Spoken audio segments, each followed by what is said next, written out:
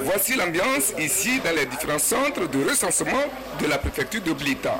C'était le samedi 20 mai dernier au démarrage de l'opération dans la zone numéro 2. Si les premières heures ont été un peu timides, l'opération a connu un regain de mobilisation au fur et à mesure que les minutes passaient. Opérateurs de saisie, superviseurs, observateurs s'attellent chacun à son niveau pour une opération réussie ici à Blita comme partout ailleurs. Je viens de m'inscrire. J'invite toute la population à faire de même. L'heure d'ouverture des centres de recensement, c'est 7 heures et la fermeture de ces centres de recensement à 16 heures. Au total, 136 centres de recensement et de vote sont ouverts à Blita pour accueillir ces milliers de citoyens qui veulent se procurer cette précieuse carte sous l'œil observateur des membres des commissions de liste et cartes. L'écho nous vient à travers les opérateurs de saisie de l'accueil chaleureux réservé aux personnes déployées. Nous tenons à leur présenter tous nos remerciements et les convie à sortir massivement pour que le processus soit réussi. C'est un devoir citoyen, un devoir civique que de le faire. Le recensement dans la préfecture de Blita a bien démarré. Nous avons déployé le matériel dans tous les CRV. Tout s'est bien passé. Tous les agents électoraux affectés dans la CELI Blita sont tous en place. Les agents techniques, les techniciens ainsi que les EPS sont là. Et les membres CLC aussi sont à leur poste. Nous sommes en train de faire le tour dans les CRV pour constater les lieux où il y a des soucis pour faire appel aux responsables des OPS pour régler immédiatement les problèmes qui sont soulignés ou soulevés partout. Donc c'est une joie pour moi de voir que le personnel de la CELI se mobilise. L'affluence est là. Nous pensons que jusqu'à la mi-journée, elles vont prendre la main et puis tout ira rapidement pour que les électeurs ou la population puisse se faire enrôler d'ici le 27.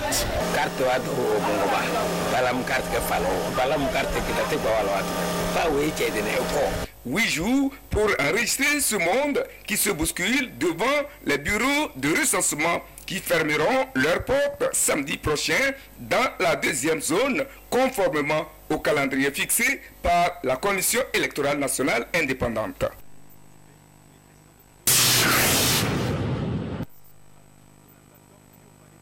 C'est le deuxième et dernier examen blanc, dit certificat d'études du premier degré CPD de l'année scolaire 2022-2023.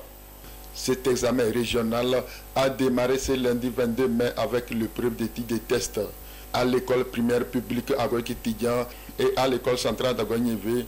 La concentration était de mise.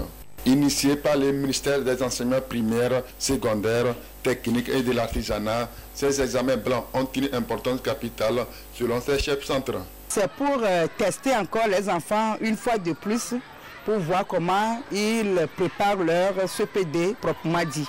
Tout se passe bien, tous les enfants sont présents. La première épreuve qui est l'étude de test, deuxième épreuve qui est le calcul écrit. Après, ce sera l'éducation sociale et l'éducation artistique.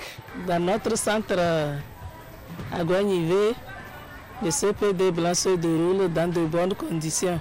L'importance de ce CPD blanc, c'est pour mettre les enfants en œuvre pour bien affronter le CPD. Le CPD blanc là, je fais à l'image de ce qui doit être fait au niveau du CPD exactement. Donc là, nous sommes en train de tester les enfants, les amener à voir un peu ce qui se fait le jour de CPD avant qu'ils n'aillent, puisque nous sommes à environ 2 au plus 3 semaines du démarrage du CPD lui-même. Nous avons près de 12 200 élèves répartis sur 56 centres. Les examens de fin d'année vont bientôt démarrer et pour maximiser leurs chances de réussite, les candidats sont invités à se mettre sérieusement au travail. Pour les conseils pratiques, il y a plusieurs niveaux. Il y a la part de l'élève, il y a la part des parents, il y a évidemment la part de l'enseignant. L'élève lui-même doit savoir s'organiser. Nous avons essentiellement 10 disciplines, n'est-ce pas, à passer. Et ces derniers moments, avec l'aide des enseignants, l'enfant doit savoir où il est bon pour maximiser et où il doit encore se relever et lui-même à la maison, peut-être en travaux de groupe, ou bien lui seul, il prend son cahier avec l'accompagnement des parents pour aller. On doit plutôt organiser ces activités pour savoir qu'est-ce qu'il doit faire, à quel moment et se reposer également. Mais on doit savoir en ce moment que l'enfant a besoin d'une petite récréation, mais aussi d'un temps de révision. Et les parents doivent les accompagner dans ce temps de révision. Démarrer ce 22 mai, ce deuxième examen blanc du CPD prendra fin jeudi prochain. Pour rappel, les examens de fin d'année scolaire 2022-2023 sont fixés comme suit. Bac 1 du 30 mai au 2 juin, CPD du 13 au 15 juin, BPC du 20 au 23 juin et Bac 2 du 26 juin au 3 juillet 2023.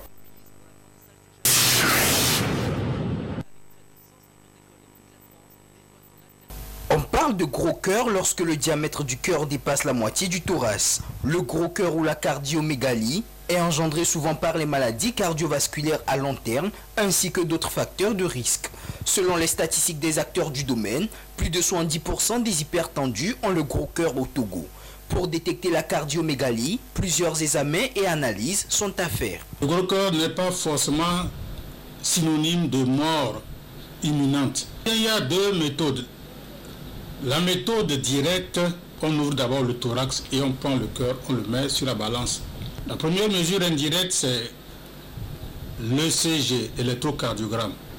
Il y a aussi la radio du thorax. Elle permet de mesurer les distances, les diamètres du thorax. Au jour d'aujourd'hui, l'échographie cardiaque est un moyen sûr de détecter le gros cœur.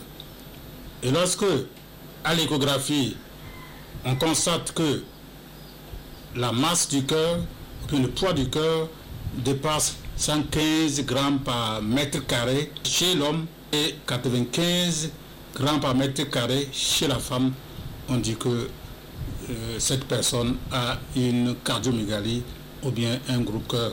Les complications du gros cœur peuvent entraîner l'insuffisance cardiaque, d'où la nécessité de connaître le mal, son origine et des comportements sont à adopter vis-à-vis de la maladie. Certaines causes sont plus pourvoyeuses de gros cœur.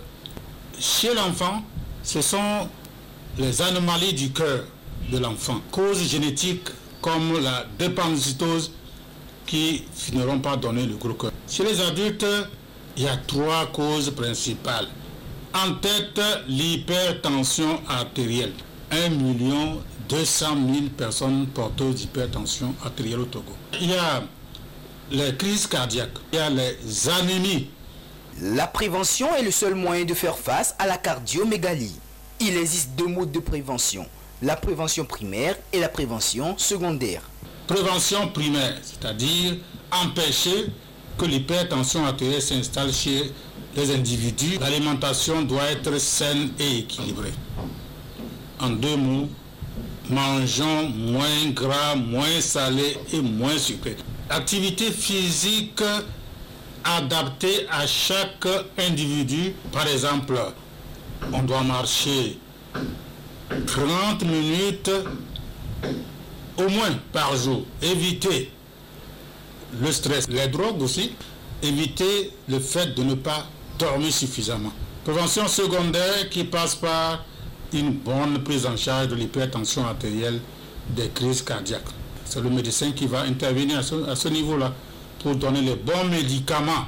Nous mettons l'accent sur le dépistage sans attendre qu'il y ait des complications. Mettre en application ces conseils permettra d'être à l'abri de la cardiomégalie. Consultez également les cardiologues en cas de besoin pour éviter des complications ou des surprises désagréables.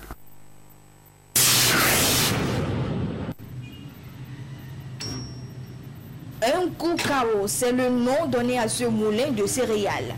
Une ingéniosité de la Chine importée et commercialisée au Togo il y a quelques années. Le jeune Togolais François Vigan exploite ce moulin depuis 1 an. Il nous parle de sa particularité. C'est rapide et propre, sans stress. C'est-à-dire quand les dames viennent au moulin, ils ne sont pas salés, et ils repartent telles qu'elles sont venues. Un seul coup, on ne met pas 2 fois. Quand tu mets 2 fois, ça ne tournera pas bien. C'est pourquoi chaque fois, il faut essayer de vérifier le tamis si ce n'est pas troué pour que tu puisses faire un seul coup. Mais quand le tamis est troué, tu es obligé de le changer parce qu'on ne doit pas verser ça 2 fois. Et si on n'aiguise pas les dents, et s'il n'y a pas de petits fers qui s'aiguisent dans les moulins. Un Koukao n'est conçu que pour moudre les céréales secs. Une aubaine pour les femmes du quartier Agué-Assieye, lieu où est implanté ce moulin rapide. Un Koukao. On peut utiliser les cas quoi. On va essayer quoi. On va utiliser les cas on va découvrir un beau fille comme maman. On peut dire qu'on aime les cas quoi. Car les coups chacun coup de côté. On est quoi les cas pour la chute. Pour amener une fois à combien d'années fin. Là ma quoi fille à propriété virer les saous d'état et puis à Chakaro. François Vigan a trouvé juste de s'y investir. Il en a fait son business, sa source de revenus. Et après 1 an d'exploitation, il ne se plaint pas. C'est satisfaisant. Si tu as bien installé ça, quand le dynamo fonctionne bien ici, là, c'est rare qu'il peut y avoir de problème. Il n'y a rien, tu te mets dans ceci, c'est la faillite. Mais j'ai vu ceci que bon, quand je m'investis dedans, personne ne viendra moudre à crédit. Chacun fait au moins, même si c'est 150. Quand tu rassembles 150 là, ça peut faire quelque chose. À chaque jour, tu peux amener quelque chose à la maison. À Lomé, il y a un peu partout dans certains quartiers. C'est une innovation de plus dans le paysage des moulins. Une innovation à encourager dans les pays en voie de développement. La rapidité et la qualité du service rendu à moindre coût sont déjà appréciées.